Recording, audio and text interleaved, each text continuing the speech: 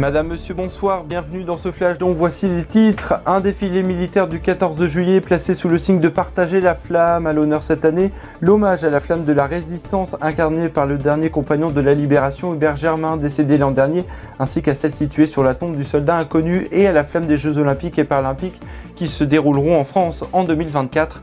Des célébrations dans un contexte marqué par la guerre en Ukraine. Le chef de l'État s'est d'ailleurs livré pour la deuxième fois au traditionnel exercice de l'interview.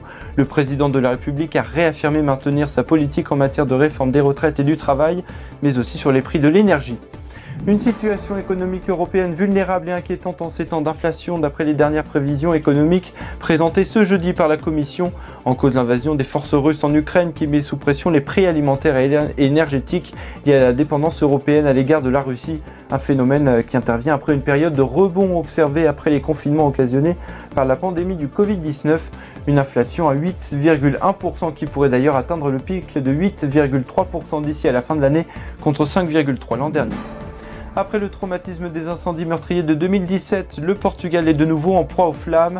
Plus de 3000 hectares sont partis en fumée. Le centre du pays est le plus frappé par les feux de forêt, attisés par les températures caniculaires atteignant jusqu'à 43 degrés. Les vents forts ne facilitent cependant pas la lutte des pompiers mobilisés sur place ainsi que les habitants solidaires. L'état de contingence est maintenu jusqu'à demain. Plusieurs axes routiers ont été perturbés.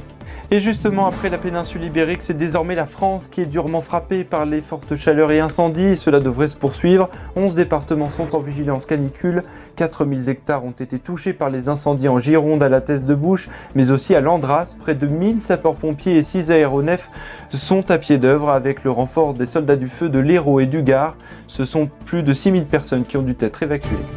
Voici pour l'essentiel de l'actualité, je vous souhaite une très belle soirée et je vous dis à bientôt.